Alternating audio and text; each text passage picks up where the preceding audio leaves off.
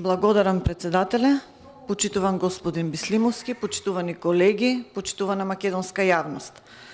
Денес имаме на разгледување предлог финансиски план за 2024 година на Регулаторната комисија за енергетика, водни услуги и услуги за управување со комунален отпад во Република Македонија. Во предлог финансискиот план се презентирани планираните приходи и расходи на Регулаторната комисија, планирани врз основа на предвидените активности за 2024 година. Вкупни расходи, односно потребни средства за исполнување на планираните обврски во 2024 година, според планот изнесуваат 230 милиони 223 412 илјади денари. Повторно има зголемување на расходите во однос на претходните години, со образложение поради зголемување на пазарните цени на стоки и услуги. Нешто што не ми е јасно и што барам да ми се објасни, затоа што не сум економист по професија, е тоа што во финансискиот извештај стои дека и вкупните приходи за работа на Регулаторната комисија за 2024 изнесуваат исто 230 милиони 223 и 412 илјади денари. Односно, потполно исто до денар како и расходите. И приходите се подеднакво исто. Не ми е јасно како е можно тоа. Прашувам затоа што во претходните планови и извештаи постоеше разлика помеѓу расходите и приходите и јасно се гледаше трендот на зголемување на расходите од година во година. Тоа беше посебно забележително кога начело бевте ставени вие, господине Бислимовски, за председател на Регулаторната комисија за енергетика. За подсетување, прво, од 2018 година до 2022 година во Регулаторната комисија има зголемување на расходите за 10 милиони денари. Второ, за само една година, 2022 до 2023 има зголемување за близу 11 милиони и 500 илјади денари. Трето, за 2024 година расходите се планираат да бидат 230 милиони 223 и 412 илјади денари. Замислете за само 2 години разликата од 2022 до 2024 година е поголема за 138 милиони 480 и 723 илјади денари повеќе планирани средства во финансискиот план на Регулаторната комисија.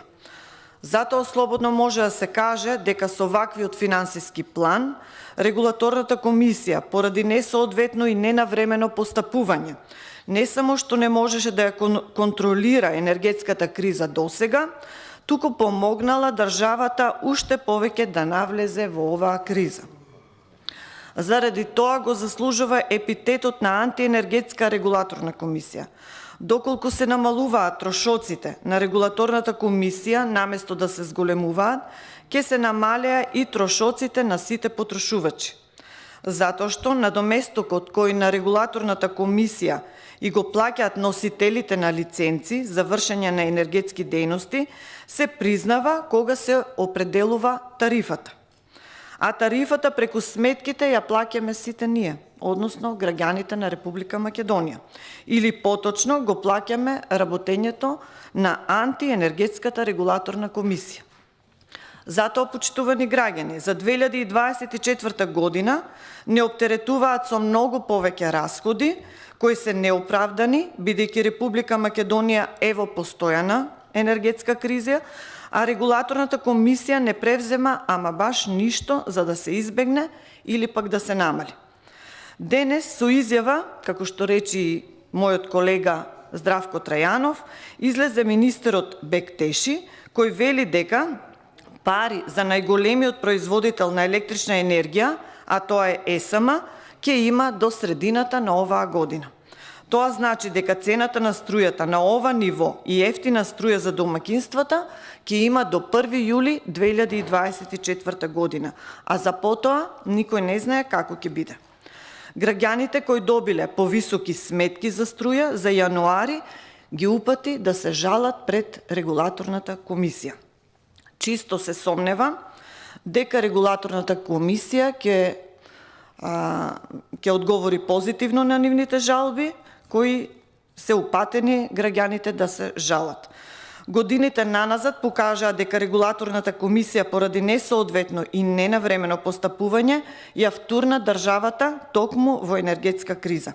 Затоа што, иако тврдевте во 2021 година пред локалните избори дека нема да има покачување на електричната енергија, сепак во 2022 година настанаа драстичните покачувања на електрична енергија во државата.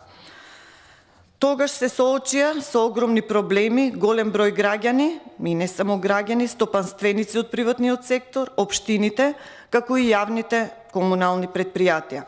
Значи, регулаторната комисија не направи добар план и стратегија како да се надмине овој проблем и ги остави засегнатите страни сами да се снаоѓаат. Но да се вратам на извештајот. Да не коментирам исто и да не се повторувам како мојот колега Здравко, ќе се задржам на вработувањата. Во извештајот гледам повторно планирани нови вработувања. Во него стои дека има пренесено вишок на приходи од претходната година во износ од 80 милиони 455 071 илјада денари. Тие средства се планирани за обезбедување на дополнителен деловен простор за 10 нови вработувања. Да ги потсетам граѓаните и вас, колеги, дека откако овој состав раководи со регулаторната комисија, впрочем, како што направија и во сите институции, во државата е што го дуплираа бројот на вработени. Од 2003 година, кога регулаторната комисија започна да работи, па заклучно со 31.12.2018 година во комисијата имало 22 вработени. Новиот состав на регулаторната комисија за период од 5 години, бројот на вработени го дуплира за 100%. Поточно, до 2021 година бројот на вработени е 44, со можност за уште 5 нови вработувања за 2022 година, 8 нови вработувања во 2023 година, а еве за 2024 година се предвидуваат нови 10 вработувања. Уште повеќе загрижува фактот што потребата од нови вработувања е наведена паушално, без да се наведе во кои области има потреба, за кои работни места се однесува, за кој профил на кадар има потреба. Истото се случува како во извештаите, така и во овој финансов план. Ова е доволна причина да се потврди неоправданоста за новите вработувања. Затоа прашувам како работата на регулаторната комисија до 2018 година можела да се покрие со 22 вработени, а сега со над 50 вработени не се доволни, пак се предвидува уште нови 10 вработувања. Дали има потреба од нови луѓе или само треба да се згрижат нови партиски кадри?